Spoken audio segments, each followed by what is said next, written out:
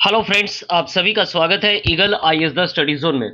साथियों, UPSC mains history optional series को आगे बढ़ाते हुए आज एक और महत्वपूर्ण टॉपिक लेकर के आप सबके सामने आए हैं। और आज का जो टॉपिक है वो वैदिक पीरियड से ही है, लेकिन आज हम लोग लेटर वैदिक पीरियड को लेकर के क्या करेंगे, डिस्कशन करेंगे, जिसका समय काल जो है 1000 ईस्वी से लेकर के 600 ईस्वी पूर्व या 600 बीसी तक का है। इस दौरान काफी कुछ परिवर्तन हुए। कहा जाता है कि जो महत्वपूर्ण परिवर्तन बाद में चल करके हमें देखने को मिलता है, अर्थात महाजनपदों के समय काल में, जो कि 500 से 600 ईस्वी पूर्व तक का है, उसकी जो नींव थी वो लेटर वैदिक पीरियड में ही पड़ी। इसका सीधा अर्थ ये है कि लेटर वैदिक पीरियड में राज्य और सामाजिक व्यवस्था की शुरुआत हुई।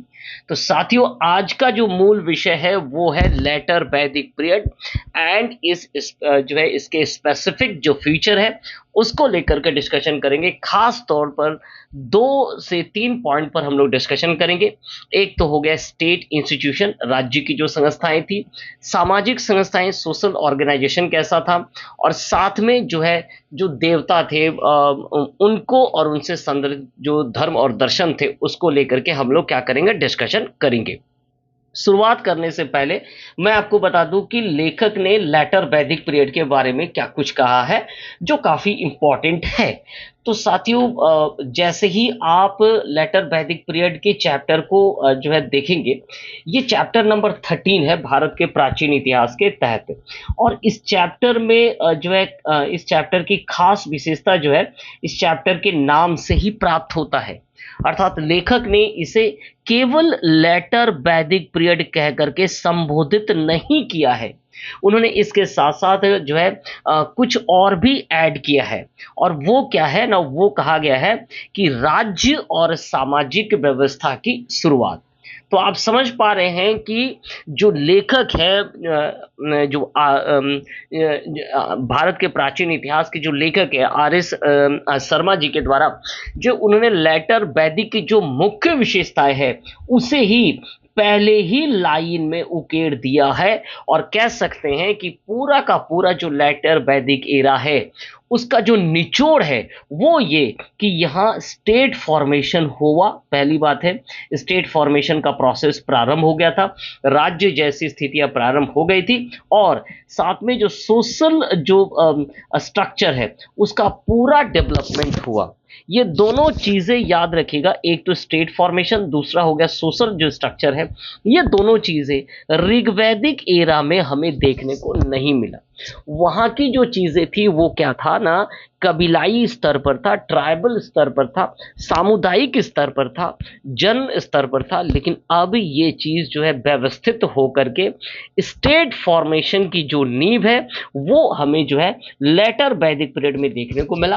ऋग्वैदिक पीरियड में भी सोशल ऑर्गेनाइजेशन पूर्ण रूप से डेवलप नहीं हुआ था, लेकिन अब सोशल ऑर्गेनाइजेशन पूर्ण रूप में ना केवल डिवाइड हुआ, ना केवल बना, बल्कि इसके 4 भाग भी बने, और इन चारों के अधिकार और कर्तव्य भी जो है धीरे धीरे जो है निर्देशित होने चले। और जिसका बहुत ज्यादा इफेक्ट हमें कब देखने को मिलता है, तो वो हमें स्मृति काल में और महाकाव्य के काल में देखने को मिलता है। ठीक है, तो लेखक के द्वारा इस जो चैप्टर का जो हेडिंग है वो काफी इंपॉर्टेंट है, उसका अगर हम एनालिसिस करते हैं तो हमें इसका निचोड़ प्राप्त हो जाता है। इसका अर्थ है कि इस समय काल के दौरान 1000 से लेकर के 600 ईस्वी पूर्व तक का जो समय काल है, इस समय काल ने हमें क्या दिया ना, इसने राज्य और सामाजिक जो स्ट्रक्चर है वो प्रारंभ हो गया इस दौरान। ये इस चैप्टर का नेम है और इसका पूरा का पूरा निचोड़ है। अब मैं आपको जो है इसी चैप्टर के एंड वाले पेज में ले जाना चाहता हूं, और वहां पर मैं कुछ लाइनों को आप सबके सामने रखूंगा। तो आपको ज्ञात होगा कि 500 और 600 जो बीसी है, उस बीसी का प्रतिबिंब जो है वो भी लेटर वैदिक एरा में देखने को मिलता है। तो वो क्या कुछ जो लेखक के द्वारा लिखा गया है, मैं वो आपके सामने रख रहा हूँ। ये आपको कहाँ मिलेगा ना, ये आपको पेज नंबर जो है 122 में जो है ये चीज़ें मिलेगी। और पेज नंबर 122 में अगर आप जाएंगे और यहाँ देखेंगे, जो स्पष्ट रूप से यहाँ लिखा हुआ है कि उत्तर वैदिक काल में क्षत्रिय शासकों के अधीन कुछ महत्वपूर्ण बदलाव हुए। क्षत्रिय अर्थात रीजनल जो क्या थे ना, जो शासक बने थे, उन रीजनल शासकों के अधीन क्या हुआ ना, कुछ महत्वपूर्ण बदलाव हुए। और ये बदलाव क्या था ना, ये बदलाव था जनपद का गठन। ठीक है, जनपद का गठन को लेकर के बताया गया है, अर्थात जो है प्रादेशिक साम्राज्य की शुरुआत, प्रोविंशियल जो स्टेट है उसका निर्माण प्रारंभ हो गया था, या हम यूं कहें कि स्टेट फॉर्मेशन जो है प्रारंभ हो गया था। ये जो लाइन अगर आप देख पा रहे हैं, उत्तर वैदिक काल का एक निचोड़ के तौर पर भी हम देख सकते हैं कि उत्तर वैदिक काल में जो महत्वपूर्ण बदलाव हुआ वो ये, इस समय प्रादेशिक साम्राज्य स्थापित हुए। और इन प्रादेशिक साम्राज्य में जैसा कि हम सभी को ज्ञात है कि 500 से 600 जो बीसी का काल है, यहाँ हमें जो है मोनार्की भी बनता हुआ दिखता है और रिपब्लिक भी बनता हुआ दिखता है। तो कुछ रिपब्लिक भी बने और कुछ क्या बने, अधिक संख्यक में मोनार्की भी बने। तो इसका निचोड़ हमें इन दो जो वक्तव्य है, एक तो इस चैप्टर की हेडिंग से प्राप्त हो रहा है, और अंत में इस चैप्टर के अंत में जो कहा गया है कि जनपद का निर्माण हुआ, वहां से हम मिल रहा है। ठीक है, अब सवाल है कि लेटर वैदिक पीरियड का हिस्ट्री कैसे जो है प्रारंभ हुआ, इस हिस्ट्री को हम कैसे जानते हैं। तो सीधी तौर पर लेखक के द्वारा, या नॉर्मली हम लोग भी ये जानते हैं कि जो लेटर वैदिक पीरियड है उसका इतिहास मूल रूप से जो है कहाँ से है ना, वैदिक ग्रंथों से प्रारंभ होता है। वैदिक जो लिटरेचर है वही हमें ये बताते हैं कि इसका जो इस समय काल के दौरान कौन कौन से इस समय काल के दौरान कौन कौन सी घटनाएं घटी, कौन कौन सी संस्थाओं का निर्माण हुआ, और किस प्रकार की सामाजिक व्यवस्था थी, आर्थिक व्यवस्था किस प्रकार की थी, या संपूर्ण व्यवस्थाएं, जो संपूर्ण सिस्टम था वो किस प्रकार था, ये हमें इन वैदिक लिटरेचर से ही प्राप्त होता है। वैदिक लिटरेचर का यहाँ संबंध क्या हो रहा है, तो वैदिक लिटरेचर का संबंध केवल हम ये नहीं कहेंगे कि केवल जो है वेद है वो नहीं है। वेद के बाद भी कई चीजें रचे गए, जैसे ब्राह्मण रचे गए, स्मृतियों की रचना हुई। इसके साथ साथ अगर आप कहेंगे कि बाद में चल करके जो उपनिषदों की भी रचना हुई, तो इन सभी वैदिक लिटरेचरों ने जो है अपने अपने समय काल को जो है प्रतिबिंबित किया। और कहा जाता है ये जो वैदिक ग्रंथ हैं, ये गंगा घाटी में मूल रूप से 1000 से लेकर के 500 ईस्वी तक जो है क्या है ना, अलग अलग जो है ऋषियों के द्वारा, जो है कवियों के द्वारा इसका क्या किया गया था, संकलित किया गया था। और इन सभी ग्रंथों की जो है अलग अलग विशेषताएं भी है, और एक बड़ा सा आप कह सकते हैं कि वैदिक लिटरेचर का जो संकलन हुआ एक बृहद स्तर पर हुआ है। तो आप मान सकते हैं कि ये जो 500 वर्षों का जो समय काल है, इन 500 वर्षों के समय काल की जो संपूर्ण चीजों का निचोड़ जो है हमें इन वैदिक लिटरेचर से प्राप्त होता है। ठीक है, तो ये चीजें हो गई। अब जो है वैदिक काल को लेकर के थोड़ा सा और डिस्कशन कर लेते हैं। ऋग्वैदिक पीरियड से ही अगर हम प्रारंभ करते हैं, तो ऋग्वैदिक पीरियड में आपने देखा कि जो भरत के नाम पर जो है क्या पड़ा, इस देश का नाम भारत हुआ, या भरत जो कबीला था, और उन्होंने कुरु कबीला के साथ जो है पुरु कबीला के साथ मिलकर के उन्होंने जो है कुरु वंश या कुरु समुदाय स्थापित किया। ये कुरु दिल्ली और दोआब में जो है बसे, और बाद में इन्होंने जो है क्या किया ना, पांचाल के साथ जो है क्या किए ना, इन्होंने सम्मिलित हुए, और पांचाल के साथ सम्मिलित होकर के इन्होंने सेंट्रल दोआब पर क्या कर लिया, कब्जा जमा लिया। और सेंट्रल दोआब के क्षेत्रों पर संपूर्ण इनके क्या कह सकते हैं कि इनका राज्य स्थापित हुआ, और हस्तिनापुर जो है क्या कहा जाता है ना, ये इनका कैपिटल था। इसी कुरु वंश के बारे में आप सभी को ज्ञात है कि ईस्वी पूर्व 950 ईस्वी पूर्व 950 बीसी के काल में जो है इसी कुरु जो वंश है, इस कुरु वंश में हमें क्या देखने को मिलता है ना, महाभारत का युद्ध हमें प्राप्त होता है, जिनमें कौरव के ही दो जो है क्या है ना कौरव के ही वंशज जो है आपस में लड़े और इनसे क्या हो गया ना, इनके वंशज का लोप हो गया या पतन हो गया, ऐसा जो है हमें इतिहास में प्राप्त होता है। तो एक तो महाभारत के युद्ध ने भी जो है आगे जा करके उन कह सकते हैं कि काफ़ी लोगों को जो है प्रेरित किया, काफ़ी साम्राज्यों को भी प्रेरित किया और इन समस्याओं से वे क्या है ना अलग होकर के, अर्थात जो राजशाही में या मोनार्की सिस्टम में जो प्रॉब्लम्स है, उन प्रॉब्लम से अलग होकर के जो है आपने देखा होगा कि कुछ रिपब्लिक्स भी हमें देखने को मिलते हैं, जो कि आपके जो है महाजन पदों के काल में हमें देखने को मिलता है। तो ये महाभारत से भी कुछ चीजें अंततः जो है हमें देखने को मिलता है बाद में जाकर के, ठीक है। अब कहा जाता है कि हस्तिनापुर जो कैपिटल है और ये जो कुरु वंश है या जो कुरु जो राज्य है उसका क्या हुआ, तो हस्तिनापुर जो है कहा जाता है कि बाढ़ में ध्वस्त हो गए थे और इसके बाद ये जो कुरु डायनेस्टी है या जो कुरु वंश है वो कहाँ चले गए, कौशाम्बी चले गए और कौशाम्बी पर जाकर के जो उन्होंने वत्स जो राज्य महाजन पद है इसका निर्माण किया था और वत्स कह सकते हैं कि महाजन पद के समय काल के दौरान काफी महत्वपूर्ण जो है महाजन पदों में से एक था, ठीक है। तो इस प्रकार कुरु वंश के बारे में जो कि ऋग्वैदिक काल का एक प्रमुख आधार था, आप कह सकते हैं कबीलाई संगठनों में से प्रमुख था, चूंकि भरत जन्म के द्वारा जो है 10 राख युद्ध किए गए थे, सुदास विजय हुए थे, वशिष्ठ इनके क्या थे ना गुरु थे और उनके गुरु के उनके निर्देशन में जो ये युद्ध हुआ और इस युद्ध में 10 राजाओं को जो है पराजित करने पर भरत विजय हुए और इस क्षेत्र का नाम भारत रखा गया, ठीक है। चलिए, अब वैदिक जो प्रसार है, अब दिल्ली द्वाब से जो है वैदिक प्रसार किधर की ओर होने लगा ना, पूर्व की ओर जो है वैदिक लोगों का प्रसार होने लगा, अर्थात पूर्वी उत्तर प्रदेश के उत्तर बिहार में होने लगे और काफी जो है कौशल के क्षेत्र में जो है बिहार के विधेय के क्षेत्रों तक जो है धीरे धीरे जो है वैदिक लोगों का प्रसार देखने को मिला और उन्हें जो है वहां पूर्व से स्थापित लोगों के साथ क्या करना पड़ा था, सामना करना पड़ा था और फिर बाद में उन्होंने अपना वहां पर क्या किया ना, शासन स्थापित किया।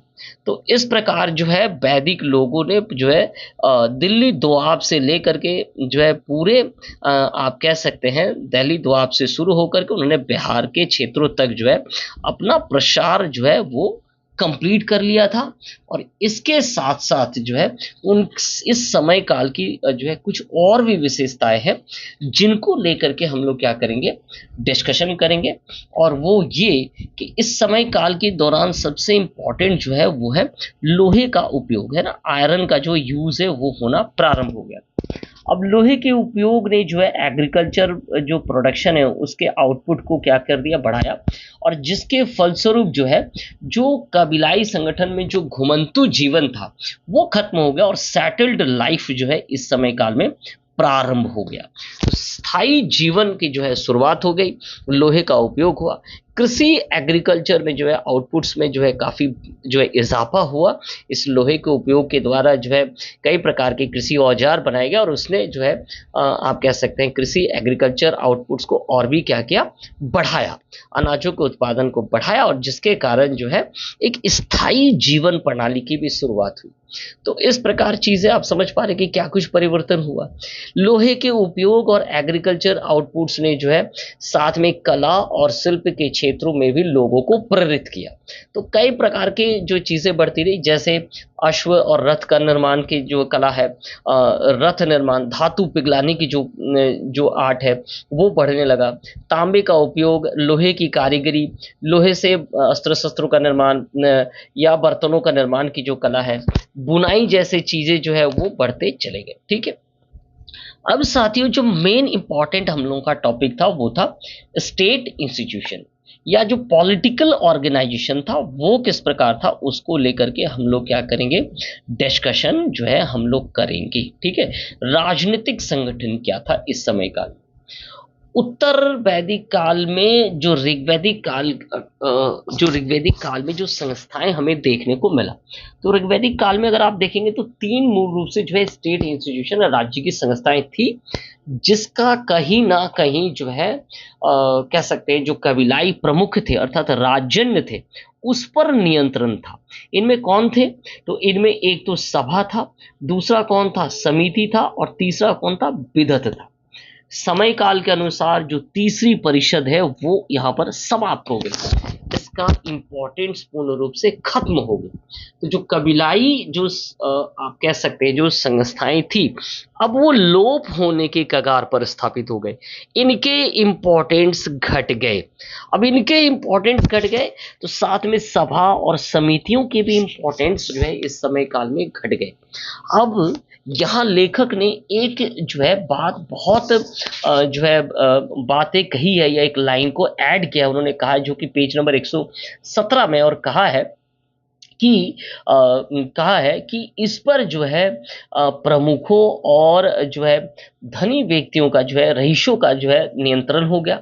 और सबसे महत्वपूर्ण बात उन्होंने जो कही है कि महिलाओं को अब सभा में बैठने की इजाजत नहीं थी, इसमें योद्धाओं और ब्राह्मणों का वर्चस्व था।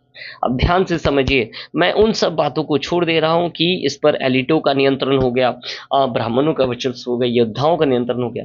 मैं सबसे इंपॉर्टेंट जो टॉपिक है वो ये कि सभा में और विदत में जो है महिलाओं का प्रवेश था पहले, लेकिन अब जो है सभा विदत तो यहाँ पर लोप हो जा रही है, छोड़ दीजिए। सभा की जो बात है, सभा में जो है महिलाओं का प्रवेश बंद हो गया। अब ये समझ में आता है कि जब महिलाओं का प्रवेश बंद होने का अर्थ है कि पुरुष प्रधान समाज में जो है जड़ता आ चुकी थी। महिलाओं का जो है इससे पूर्व क्या था, स्थान काफी कह सकते हैं इंपॉर्टेंट था, कुछ हद तक उनका समितियों कुछ हद तक इन संस्थाओं पर उनके अधिकार थे, अब उनके अधिकार में लोप हो चुके थे। तो इस प्रकार आप देख सकते हैं कि कैसे कुछ सामाजिक संरचना में जो बदलाव आ रहा है उसमें पुरुष प्रधानता की ओर जो है सामाजिक बदलाव जो है क्या है ना, शिफ्टिंग हो रहा है, या हम कह सकते हैं कि पावर शिफ्टिंग जो यहाँ पर होना प्रारंभ हो गया था। और जब पावर शिफ्टिंग, ये जो पावर शिफ्ट होकर के किधर शिफ्ट हुआ, तो ये पावर शिफ्ट हुआ मोनार्की सिस्टम की तरफ जो है पावर शिफ्ट हुआ, याद रखिएगा। अर्थात जो है जो राजशाही वाली चीजें हैं, जो मोनार्की जो सिस्टम है उसने यहाँ पर जो है जड़ जमाया। तो पावर शिफ्ट होकर के जैसे ही मोनार्की की ओर जाएगा तो ऑटोमेटिक है कि जो आम जन है उनका जो कंट्रोल है राजन के ऊपर या राजा के ऊपर या आप कह सकते हैं किंग्स के ऊपर, उनका अधिकार अब जो है धीरे धीरे खत्म हो गया। अब ये उल्टा हो चुका था, अर्थात अब किंग्स एवं मोनार्की का नियंत्रण जो है लोगों पर था, वे लोगों को नियंत्रण कर रहे थे, स्टेट पर उनका अब नियंत्रण हो चुका था, है ना। या आप कह सकते हैं कि ये प्रारंभ हो रहा था। तो एक तरह का आप कह सकते हैं कि स्ट्रक्चरल चेंज हुआ। एक तो पावर शिफ्टिंग हुए, पावर शिफ्टिंग ने मोनार्की सिस्टम्स को जगह दिया। पहले क्या था ना, कबीलाई थे। कबीलाई का अर्थ क्या था, जन से जुड़ा हुआ था, लोगों से जुड़ा हुआ था। यहां तक कि राजा के चुनाव में इनकी भूमिका भी पाई जाती है, स्पष्ट तौर पर समिति के बारे में ऐसा कहा जाता था। महिलाएं भी इतनी संप्रभु थी उस समय ऋग्वेदिक काल में कि वे विदत और सभा में भाग लेते थे। बलि जैसे प्रथाओं में जो है वो बलि उपहार भी वो देते थे। लेकिन अब जो है ना चीजें बदल गई और विदत तो लोप हो चुका था। तो एक जन की सभा विदत खत्म हो गई, दूसरी जो सभा थी आम लोगों की, उस पर भी महिलाओं का प्रवेश जो है क्या था ना, रुक चुका था। सभा और समिति अपने को बनाकर तो रखे थे, लेकिन इनकी जो नियंत्रण वाली स्थिति थी वो अब जो है समाप्त हो गया था। और इस मोनार्की जो है अब हावी हो चुके थे। राजा और उनके जो वंशज है उनका इन पर जो है, या उनका जो एडमिनिस्ट्रेशन सिस्टम है, उनका लोगों के ऊपर जो है क्या ना नियंत्रण बढ़ चुका था। तो ये जो है राजनीतिक संगठन जो है इस रूप में जो है लेखक के द्वारा इसे उकेरा गया है। ठीक है। अब क्या होना, कई बड़े राज्यों के निर्माण की घटना शुरू हुई और इसके कारण जो है राजा की शक्ति जो है, पावर जो है वो बढ़ने लगा। सब ऑब्वियसली है कि जैसे ही किंग्स के अधिकार बढ़ेंगे तो कबीलाई या कम्युनिटी का जो पावर है वो क्या होगा ना, डिक्रीज हो जाएगा। तभी किंग्स का अधिकार बढ़ता है। मोनार्की सिस्टम की जो आधारशिला है वो इसी पर है कि मोनार्की सिस्टम में जो है जो किंग्स है, एक राजा है या उनका जो एडमिनिस्ट्रेटिंग सिस्टम का जो है पावर क्या है ना अधिक होता है और उनका जो है क्या होता है ना लोगों पर नियंत्रण होता है। ठीक है।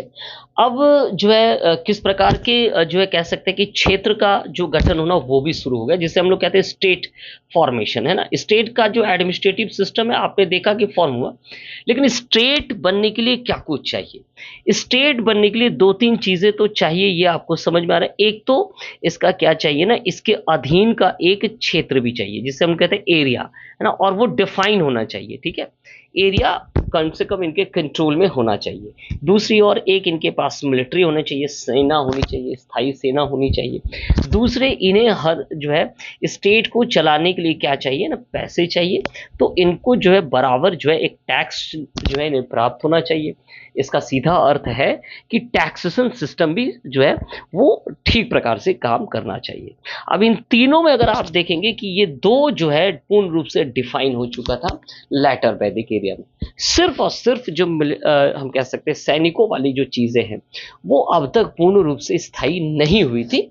तो हम कह सकते हैं कि बाकी दो के स्थापना के साथ ही, अर्थात भूमि या क्षेत्र की स्थापना और साथ में कर प्रणाली की जो स्थापना वो यहाँ से प्रारंभ हो गया था और इससे राज्य निर्माण की जो घटना है वो भी शुरू हो चुकी थी या शुरू हो चुके थे। ठीक है, और राजा के बाद उसके जो राजा का जो पद है वो अब वंशानुगत हो गया था और वंशानुगत आधार पर जो है उन्हें हर चीजों का लाभ प्राप्त हो रहा था। ठीक है, यहाँ पर जो है क्षेत्र का नाम कैसे रखा गया, तो क्षेत्र का नाम जो है किसी जन के नाम पर रखा गया, कबीले के नाम पर। जैसे पांचाल का नाम कैसे पड़ा, तो पांचाल जन के नाम पर। कुरुक्षेत्र का नाम कैसे पड़ा, तो कुरु वंश के नाम पर पड़ा। तो ऐसे जो है क्षेत्र के नाम पर, समुदाय के नाम के आधार पर पहले तो क्षेत्र का नाम पड़ा और फिर ये एक राज्य के तौर पर क्या है ना चेंज हो गए। ठीक है, तो ये चीजें जो कही गई है क्लियर हो गया। इसके साथ साथ जो है लोगों को जो है मैंने कहा कि कंट्रोल करना मोनार्की सिस्टम के द्वारा जो लोगों के जो नियंत्रण की प्रणाली है वो भी शुरू हो गया और यहाँ राष्ट्र और राज्य जैसे शब्द भी उभर करके आए। और राष्ट्र और राज्य का सीधा अर्थ क्या था ना, राष्ट्र और राज्य, या हम स्टेट की अगर हम बात करेंगे तो स्टेट शब्द का सीधा अर्थ है कि दे आर सोवरीन पावर, है ना। अब ये सब संप्रभु हो चुके थे, सोवरीन है। स्टेट शब्द ही ये बताता है कि मोनार्की सिस्टम स्थापित है और मोनार्की इसके साथ साथ हम कह सकते हैं रिपब्लिक सिस्टम भी, लेकिन जो है ना ये जो सिस्टम है वो सोवरीन है, स्वतंत्र है, स्वयं पर ये निर्णय ले सकते हैं राज्य। ठीक है, तो स्टेट वाली अवधारणा हमें देखने को मिलता है। ठीक है, ठीक इसी प्रकार की चीजें जो है आप कहेंगे कि कबीलाई प्रमुख या राजा जो के साथ भी था। अर्थ है कि लेटर वैदिक पीरियड में राजा या कबीलाई प्रमुख का चुनाव के लिए भी कुछ जो है कंडीशन या क्लॉजेस थे, अर्थात उनकी शारीरिक जो स्थिति थी, युद्ध करने के जो क्षमता थी, ये सब काफी जो है अधिक होने चाहिए और उसके बाद ही उन्हें जो है चुन लिया जाता था।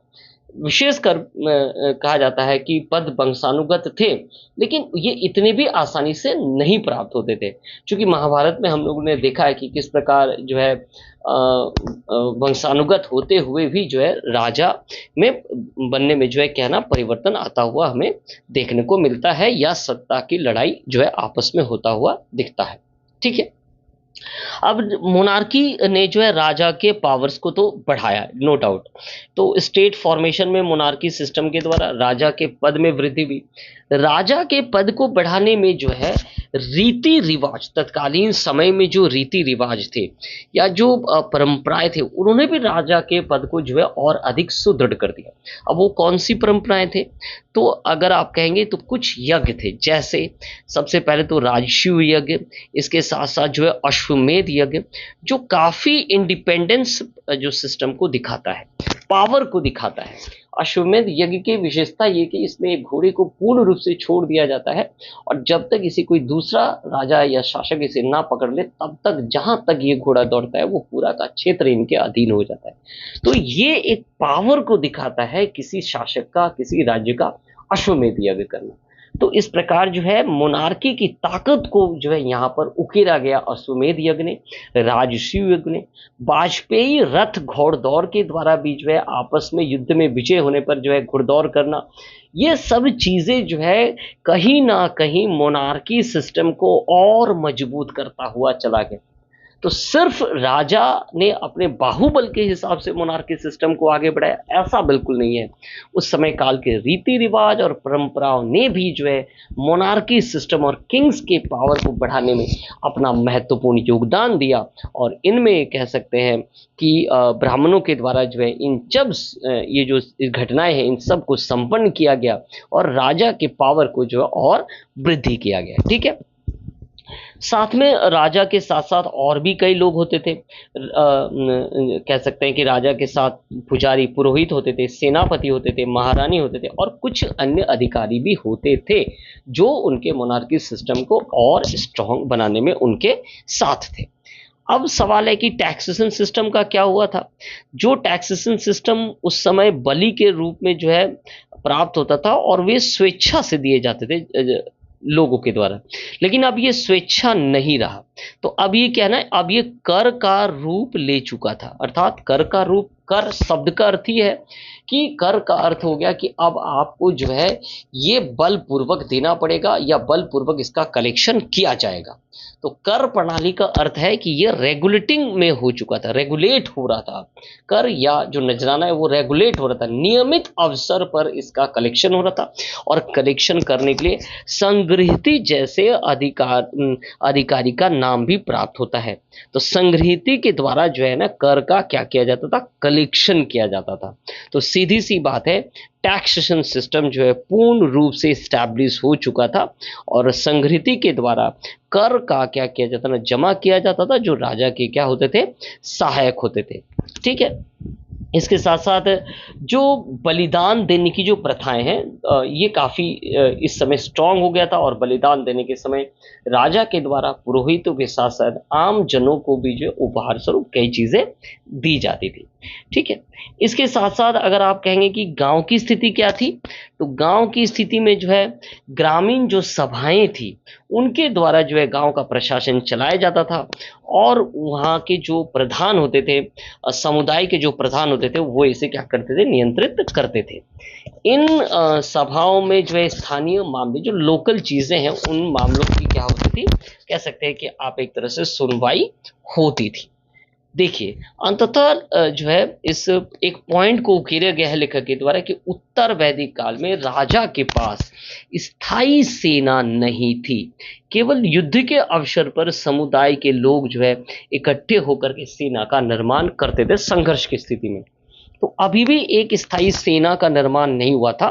कबीलाई लोग इकट्ठे होकर के क्या करते थे, युद्ध में सफलता के लिए क्या करते थे, कार्य करते थे और फिर कई प्रकार के अनुष्ठान में भी राजा इन लोगों के साथ भाग लेता था। तो ऐसी कुछ स्थिति अभी। तो ये था पॉलिटिकल ऑर्गेनाइजेशन जिसको लेकर के मैंने आपको कहा कि मोनार्की सिस्टम पूर्ण रूप से व्यवस्थित है, टैक्सेशन सिस्टम पूर्ण रूप से व्यवस्थित, टैक्स का कलेक्शन रेगुलर तौर पर हो रहा था, एक अधिकारी की भी नियुक्ति हुई थी जिसे संग्रहिती कहा जाता है, राजा के पद में वृद्धि हुआ, रीति रिवाज और परंपराओं ने राजा के पद को और शोभनीय बनाया और ताकतवर बना दिया, जैसे राजसूय यज्ञ, जैसे वाजपेयी, जैसे अश्वमेध यज्ञ ने राजा के जो सिस्टम है या जो मोनार्की सिस्टम है उसे पूर्ण रूप से ताकतवर बना दिया। अब आते हैं हम लोग सोशल स्ट्रक्चर को लेकर के। ठीक है, सामाजिक सोशल ऑर्गेनाइजेशन क्या था। सोशल ऑर्गेनाइजेशन जो आप देख रहे हैं कि वर्ण विभेद ऋग्वेदिक काल में नहीं था, लेकिन अब जो है वर्ण विभेद पूर्ण रूप से उभर करके आए थे। 4 प्रकार के जो है वर्णों का उल्लेख प्राप्त होता है और ब्राह्मण, क्षत्रिय, इसके साथ साथ वैश्य और शूद्र, ये 4 वर्ण हमें जो है इस समय प्राप्त होते हैं। तो इस समय काल के दौरान जो है वर्णा व्यवस्था जो है, वर्णा सिस्टम जो है वो स्टार्ट हो गया था। इन सब में ऑब्वियसली जो है ब्राह्मणों के पावर्स क्या थे, ज़्यादा थे। वे जो है राजा के साथ जो है क्या कह सकते हैं, पूरी चीज़ों पर नियंत्रण रखते थे। वैश्य व्यापार के काम में इस समय तक लग चुके थे और कर भी वो देते थे, और इन्हीं कर के द्वारा जो है एक राजन एवं उनके परिवार और वंशज और पुरोहित वर्ग को यानी क्या होता था ना, उनको जो है उपहार और उनको जो है कर का हिस्सा प्राप्त होता था। तो वैश्य वर्ग के द्वारा जो है आर्थिक सहायता या कर जो है क्या है ना, चुकाया जाता था, जिसके आधार पर ब्राह्मण और क्षत्रियों का जो है जीवन यापन निर्धारित होता था। ठीक है, तो ये सारी चीजें हैं। इसके साथ साथ अगर कहें कि विशेषाधिकार की बात कहें, तो इन तीनों जो वर्ण व्यवस्था में जो तीन ऊपर की जातियां अर्थात ब्राह्मण, क्षत्रिय और वैश्य, इनके पास उपनयन अर्थात जनेऊ धारण और शिक्षा प्राप्त करने के अधिकार थे, जो कि जो है याद रखिएगा कि जो चौथे या अंतिम स्तर पर है, शूद्रों के पास ये स्थिति नहीं थी, शिक्षा प्राप्त करने का अधिकार उन्हें नहीं था। और इवन ऐसा कहा जाता है सोशल ऑर्गेनाइजेशन में महिलाओं को भी शिक्षा प्राप्त करने का अधिकार या उपनयन संस्कार जो अधिकार नहीं था। तो अब इनकी स्थिति जो है फोर्थ जो वर्ना सिस्टम है शूद्रा की स्थिति के बराबर हो गए थे। तो इस प्रकार वुमेन स्टेटस जो है कंटिन्यूअली डिक्रीजेस हियर ऋग्वैदिक काल के अगर हम लोग कंपेयर करते हैं। वही सोशल ऑर्गेनाइजेशन की बात करें तो मजबूत हो गया, पॉलिटिकल ऑर्गेनाइजेशन की बात करें तो मजबूत हो चुका था, टैक्सेशन सिस्टम की बात करें तो वो भी मजबूत हो चुका था। तो एक प्रश्न पूछा गया था, आपने देखा कि ऋग्वैदिक पीरियड से लेकर रैटर वैदिक पीरियड तक स्टेट इंस्टीट्यूशन और टैक्सेशन प्रणाली के उद विकास क्रम को आपको समझाना था, उसको लेकर के मैंने पूर्ण रूप से डिस्कशन किया। इसके अलावा वैदिक देवताओं की अगर हम लोग जो है चर्चा करें, तो वैदिक देवताओं की अगर बात की जाए तो उत्तर वैदिक काल में जो कबीलाई जो ऋग्वैदिक काल की जो देवता थे, सीधी बात है कौन थे, एक तो इंद्र था और अग्नि था। इनका महत्व भी जो है घट गया था, और इस समय कौन उभर करके आए थे, तो विष्णु उभर करके आए थे, रुद्रा उभर करके आए थे। इनके महत्व में जो है वृद्धि हुई, और मूर्ति पूजा के लक्षण भी उत्तर वैदिक काल में जो है सामने आ चुके थे। ठीक है, तो इस प्रकार जो है आप देखेंगे कि जो वैदिक काल में जो पूजा अर्चना की विधियां थी, उनमें कुछ देवताओं की महत्व में कमी आई, और वहीं वैदिक कर्म कांडों ने जो है जोर शोर से जो है अपने जगह को बढ़ाया। बलिदान जैसी प्रथाएं और बलिदान के दौरान जो है उपहार देने वाली प्रथाओं में काफी कुछ वृद्धि होता हुआ हमें दिखता है। अर्थात बलिदान की जो विधियां हैं वो पुजारियों के द्वारा या पुरोहितों के द्वारा उन्हें आविष्कृत किया गया था, और उनका विस्तार भी किया गया था। ठीक है, और ये वो मानते थे कि बलिदान की जो प्रथाएं हैं वो सिर्फ और सिर्फ ब्राह्मणों के द्वारा ही किया जाएगा, उनका इस पर क्या था, एकाधिकार था। और एक एग्जाम्पल ऐसा भी लेखक ने दिया कि कहा जाता है कि राज पुरोहित को जो है राजस्व यज्ञ के दौरान 2,40,000 तक जो है क्या प्राप्त होते थे, गाय प्राप्त होते। कितने बड़े स्तर पर आप समझ पाइए कि एक यज्ञ का आयोजन किया जाता था, और इस प्रकार के यज्ञ आयोजन करने का अर्थ था कि स्टेट का जो वर्चस्व है वो स्थापित होना, या उस वंश का जो वर्चस्व स्थापित होना, या उस राजा का जो है वर्चस्व स्थापित होना माना जाता है। तो इस प्रकार जो परंपराएं थे और जो घटनाएं घटती थी उस समय, जो रूढ़िवादी घटनाएं होती थी, इन घटनाओं ने भी जो है राजा के सिस्टम्स को और मजबूत बना दिया था। ठीक है, बलि में जो उपहार प्राप्त होते थे वे ना केवल गाय प्राप्त होते बल्कि सोने, कपड़े और घोड़े भी जो है बहुत सारी चीजें प्राप्त होती थी। लेकिन उत्तर वैदिक काल में कहा जाता है, लेखक ने कहा है कि शुल्क के तौर पर जमीन देने की कोई घटना अभी तक नहीं है, अर्थात उपहार के तौर पर जो है भूमि का दान दिया गया, ऐसा कोई प्रमाण अभी तक नहीं प्राप्त हुआ था। ठीक है, तो इस प्रकार की चीजें जो है देखने को मिलता है। और जैसे जैसे 600 ईस्वी पूर्व में उपनिषदों का संकलन हुआ, इन रूढ़िवादी प्रथाओं का विरोध होना पर जो है शुरू हो गया।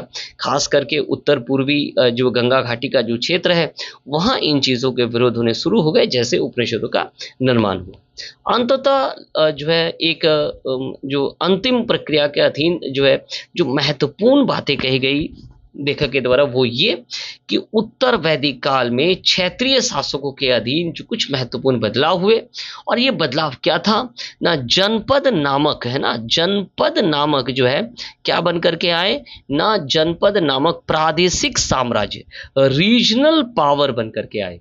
और यही कारण है आप देख पा रहे हैं कि 500 से 600 ईस्वी में महाजन पदों के काल में कई जो है ना महाजन पद बन करके आए, और साथ में इसके जो है इसी क्रम में जो है कुछ गणराज्यों का भी निर्माण हुआ।